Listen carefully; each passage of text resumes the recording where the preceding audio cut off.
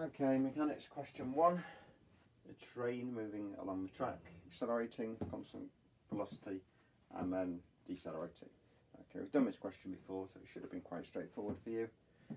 Alright, we get told that for the acceleration, so for the first part, the acceleration is 0.3 meters per second squared, and it goes at that acceleration for 80 seconds, so that's time. It starts at rest, so u equals 0, and question A, part 1, says state the value of the constant velocity. So it accelerates to a constant velocity, and it stays at that constant velocity, so we need to find v for the first part of motion. Okay, so we get v equals u plus at, so that's 0 plus 0.3 times 80, which is 24 meters per second. Okay, part 2. State the time for which the train is decelerating. Okay, well it decelerates, it starts at 24 and it finishes at 0. Okay, and it tells us that it's decelerating for, I think, for the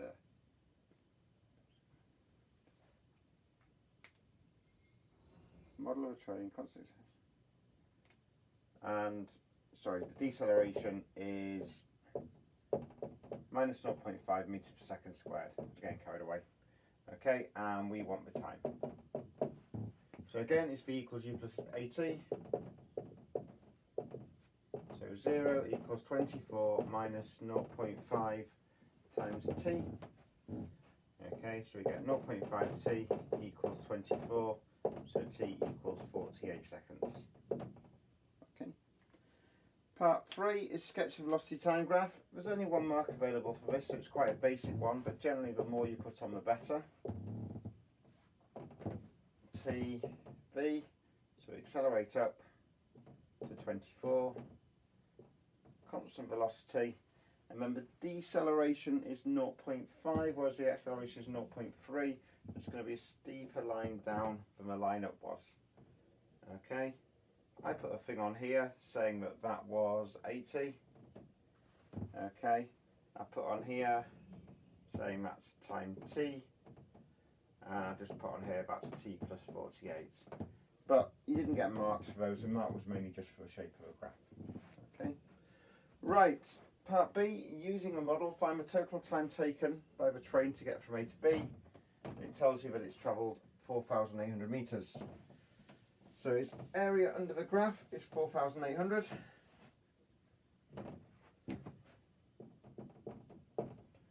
So it doesn't matter what values you used for t. Okay, you could have said the time from there to there was t seconds, and we add on 80 and 48. Okay, I used t as in the total time from 0 to that point.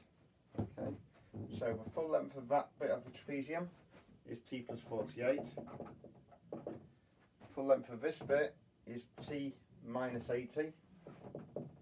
So a plus b divided by 2 times by the height of the trapezium, which is 24, and that's equal to 4,800. Various ways of solving this. Okay, you could just divide by 24 to start with to get 200, and times by 2 to get 400. You could simplify and divide, so t plus t is 2t. Plus 48 minus 80 is minus 32 over 2 times 24 equals 4,800. Okay, so we have that. Okay, or you can have that, it doesn't really matter. So t minus 16 times 24 equals 4,800. So t minus 16 equals, divided by 24, 200. T equals 216, but to get the total time we need to add 48, so 216 add 48 equals 264 seconds. Okay, and part C says suggest one improvement. Some people said you'd have a smoother transition from the acceleration to the final velocity. That's fine. Saying they could take into account variable acceleration, that's fine.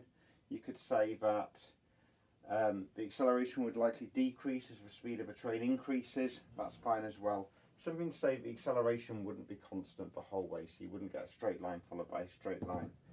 Okay, don't bring into account air resistance because we don't know that air resistance wasn't taken into account. All we know about is the acceleration and the velocities. Okay, so we can say that velocity would likely, the acceleration would likely change as the train speeds up.